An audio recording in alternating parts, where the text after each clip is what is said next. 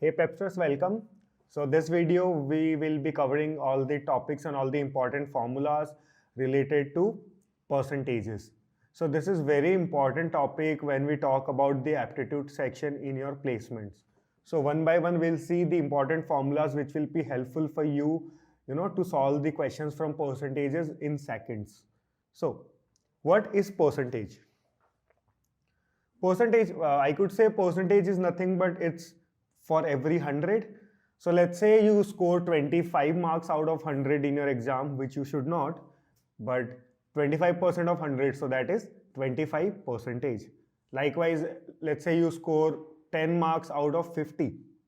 So that is 20 marks out of 100. So that means you have scored 20% in the exam. So percentage is read as percentage and X% is read as X percentage. It's written over there on the screen. So to calculate P percentage of Y. So how do we calculate P percentage of Y? So it's nothing but P by 100 times Y, which is equals to P into Y by 100. Yes. So can't I say P percentage of Y is equals to Y percentage of P? Because P percentage of Y is Py by 100 and Y percentage of P is Yp by 100, which is one and the same, right? To find what percentage of X is Y, how do we find that? So we are finding what percentage of X is Y. So that will be Y by X into 100. That will give me the percentage of X is Y. What percentage of X is Y? So that is Y by X into 100. To calculate percentage change in value. So I hope you guys are taking a note of all these formulas, because once we start solving the questions, they'll be of very important use. So percentage change, how do we calculate the percentage change? So that is nothing but the change. So let's say the value was 100 and now it is 120. So what is the change? It's 120 minus 100, so that is 20 upon the initial value, which is 100 into 100, right? So percentage change is nothing but the change upon the initial value into 100. Increase n by s percentage. So if I'm saying that increase n by so and so percentage, so how do I do that? So that the formula is n times 1 plus s upon 100. That will increase n by s percentage. Similarly, if I'm asked to decrease n by s percentage, how do I do that? So to decrease n by s percentage, it's n times 1 minus s upon 100, right? So here comes a very important formula, successive percentage change. So how do we calculate that? So if there are successive percentage increases of A percentage and B percentage, the effective percentage increase is. So people will say, a lot of people do the mistake that if there is successive percentage change of A and B percentage, so the total percentage change is A plus B percentage. So that is not the correct answer, because let me say I increase 20% on 100 first, right? So that will be 120. And now if I say increase 10 more percentage, so will I calculate the 10 more percentage increase on 100 or 120? We'll definitely do that on 120, right? The changed value. So the formula is not A plus B percentage, it's A plus B plus AB by 100 percentage. The formula is given there on the screen. So later on in the slides, we'll see one more short trick to find the successive percentage change, right? So before that, let's see what is successive discount. So if there is successive discount of A percentage and B percentage, the effective discount is, so let me say, a shop says that you get a discount of 50% and 50% on a product. So does it mean that you get the product for free? No. 50% and then 50%. So you would say 100 ka 50% is 50 and then another 50%, so that is 0. No, that won't be the case. So how do we calculate that? First we calculate 50% on 100, so that will be 50. Now we calculate the next 50% on the next 50. So that will be 25. So I get the product for 25 rupees and not 0 rupees. So the formula to calculate the successive discounts is A plus B minus of AB by 100 percentage. The formula is given on the screen here. I hope you guys are making a note of this so that when we start solving the questions, it becomes a little easier for you. So percentage increase and decrease. So if the price of a commodity increases by a percentage, then the reduction in consumption so as not to increase the expenditure is. So let's say your budget is 100 rupees for rice, right? So you get, let's say, 5 kg of rice in that. So that is 20 per kg. Now let's say the price has increased for rice, but you only have a decided budget of 100 rupees. So in that case, what will you do? You will start eating less rice, which you should not do, but the usual case, you will start eating less rice. So the formula is, if the price of a commodity increases by a percentage, then the reduction in consumption so as not to increase the expenditure is. So what am I saying here is, your budget was 100, the price of rice has, let's say, increased by 15%. So you need to find the amount which you need to reduce in consumption of rice so that your monthly budget is still 100 rupees. So you get it by the formula R upon 100 plus R into 100 percentage. The formula is given on the screen. Likewise, now let's say the price has decreased for rice. Your budget is 100 rupees, but now you want that the budget should be 100 rupees only. So in that case, you will start eating more rice. So how do we calculate the formula?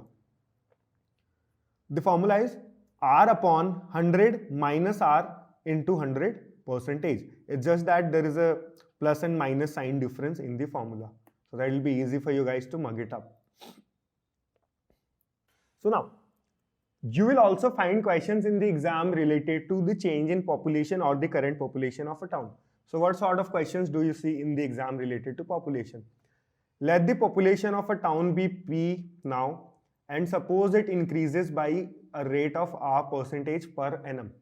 Then you need to find the population of the town, let's say, in next 5 years. What will be the population after 5 years of the town? So how do you calculate it?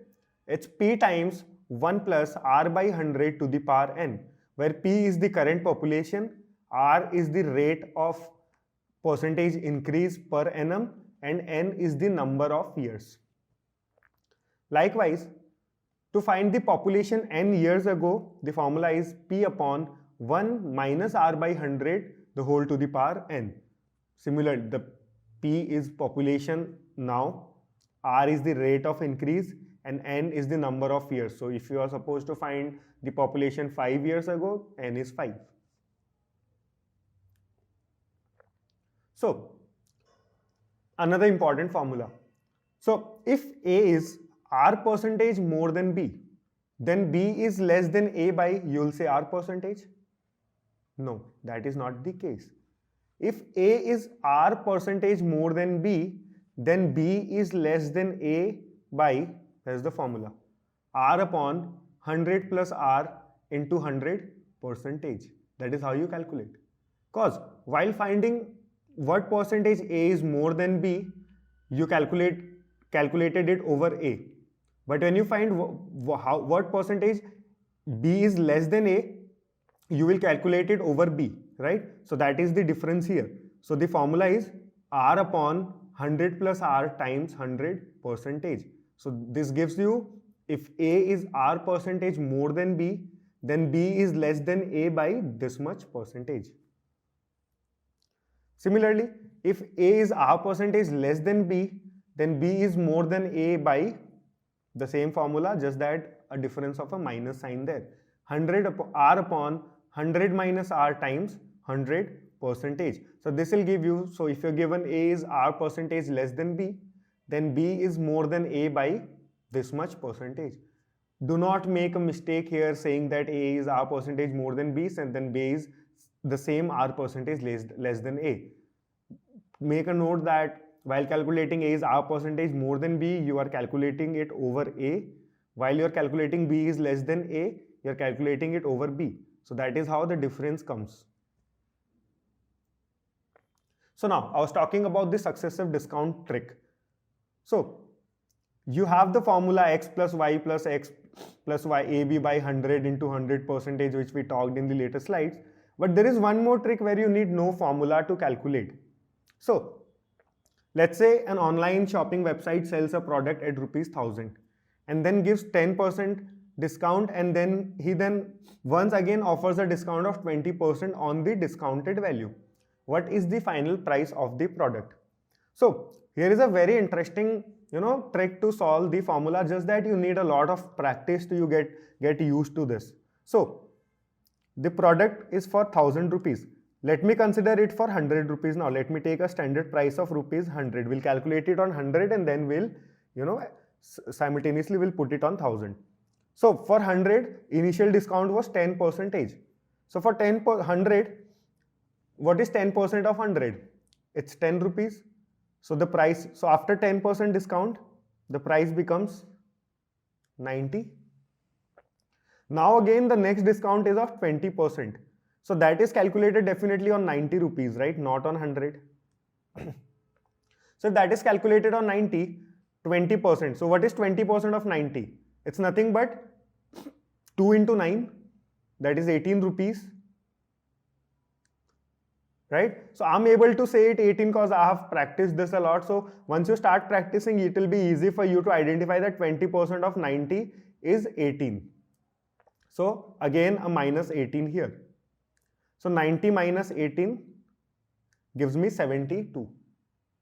So this becomes a very easy trick to find the successive discount here, right? Just that you draw the flow chart here and start adding or subtracting. So if there is a discount, there will be always a subtraction on the coming sequence, but you can easily calculate the successive discount if you practice this trick a lot. So let me take one more tough example here. Okay, so let me say I take the values as 17 and 24. So okay, before that, so it was on 100. So on 100 the price becomes 72. So on 1000 the price will become 720 rupees, right? 10 times of it. So now let me say on 100 rupees the discount given is 17% and then 24%,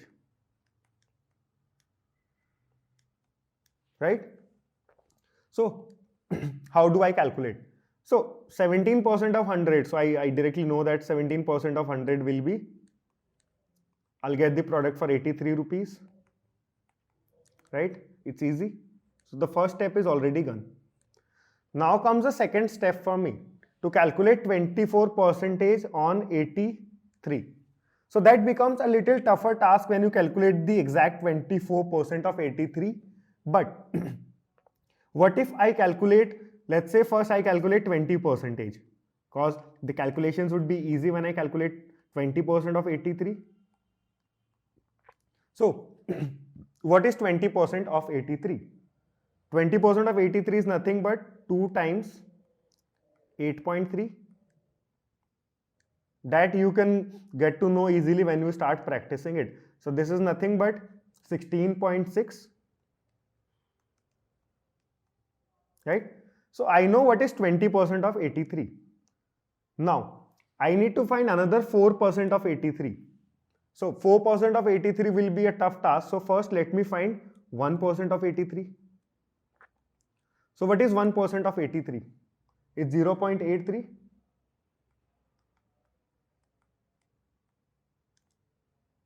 Yes. So if 1% of 83 is 0.83, what is 4% of 83? What is 4% of 83? It's 4 times 0.83. So to get a rough idea, because in the options there will be a marginal difference. So let's say the options given are 60, 65 and 70. So first I'll try to get to the closest answer possible. So 4% of 83. So what I'll do is I'll multiply this by 4. So let me neglect this 3 here. So let me just calculate 0.8 into 4. So that is another 3.2. So now 20% of 83 is 16.6. 4% of 83 is 3.2. So what is 24% of 83? It's 16.6 plus this, right? I'll add this 2 up. So this will give me approximately 16 plus 3 is 19, so 19.8. So it will give me 20% approx.